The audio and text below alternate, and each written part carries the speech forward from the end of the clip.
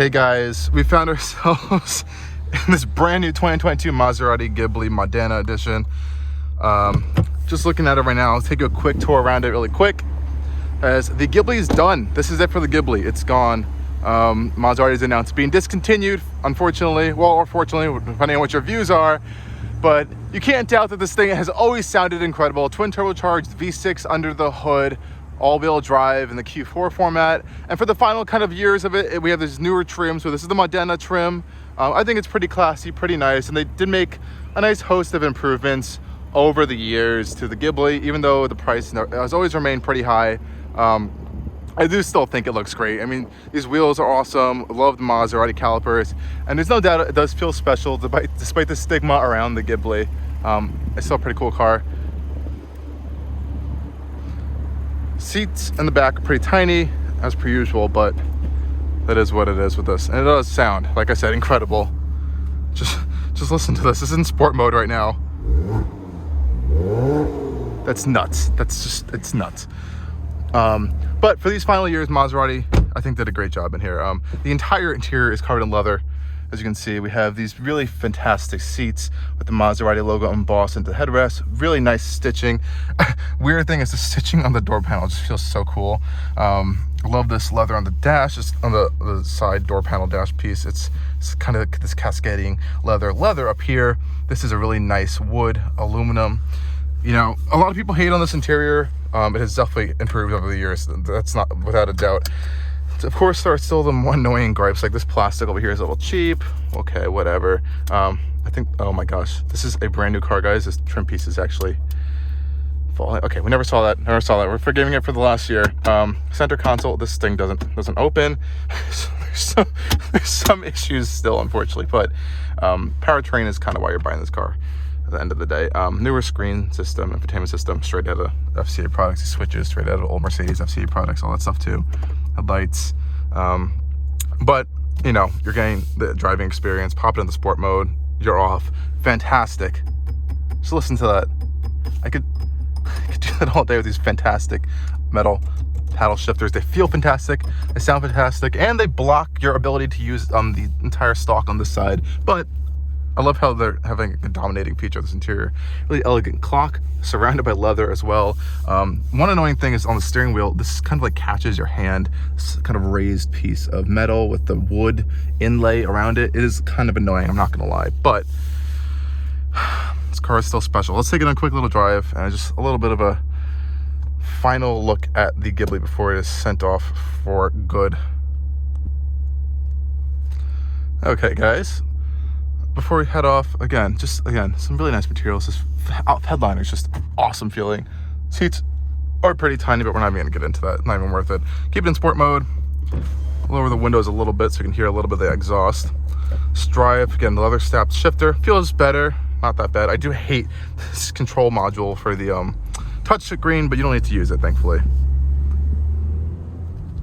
This thing just always sounds awesome. They've always sounded cool since the Ghiblis came out.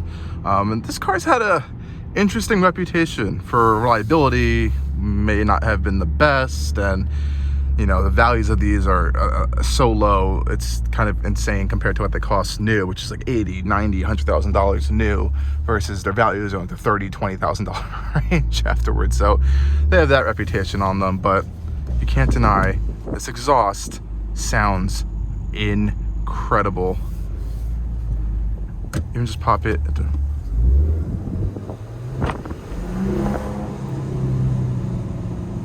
the gearbox holds gears.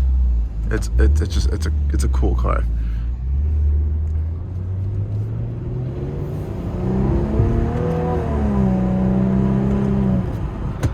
This is new, so we don't need to be pre-braking it in, but nonetheless, it is a cool sounding car.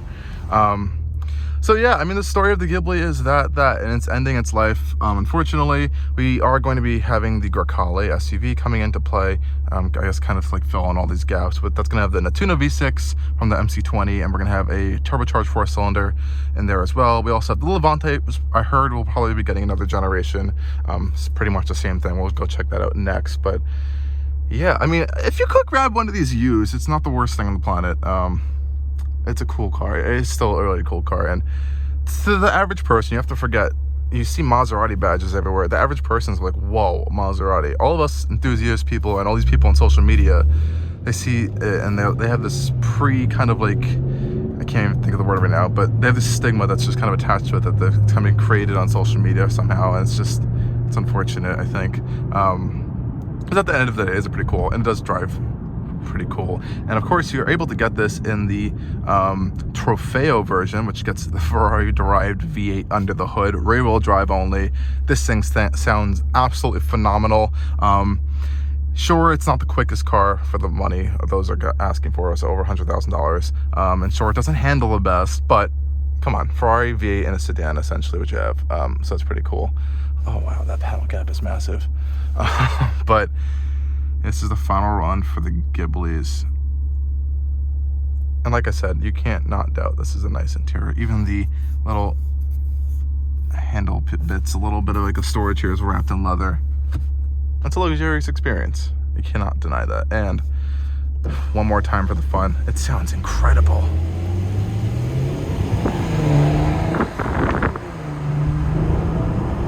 And it is still quick. Now the Ghibli is a weird one. It's kind of sized a little bit smaller than like what it was kind of aiming at. It was sort of aiming on like the Mercedes E-Class 5 Series. It's a little bit smaller than that. Now, of course, their whole thing is it's Maserati. You're paying for the brand name. You're paying for the experience. You're paying for the driving experience. You're paying for the engine, all that stuff. So they're trying to justify it through those means. But at the end of the day, I think still the Germans or even other competitors would sell better value per se, unless you were really looking for something tailor-made. I think Maserati was a little late on their tailor-made program, because when this came out, it didn't exist. Now you can customize these cars throughout the end of time. Like you can go nuts on wraps with different trims and stitching and colors. It's like an unlocked configurator essentially, and I kind of wish they had that beforehand. I think that may have helped this car. It would have let it stand out a little bit more, I guess, during its lifetime. Oh, those downshifts are so cool. Let's pop it back into normal mode, or as Maserati calls it, iced, which I believe is increased efficiency or something like that. I don't know the exact terminology, I kind of forgot, but yeah, but you just can't get over these paddle shifters. They're super cold to the touch because they are a solid metal.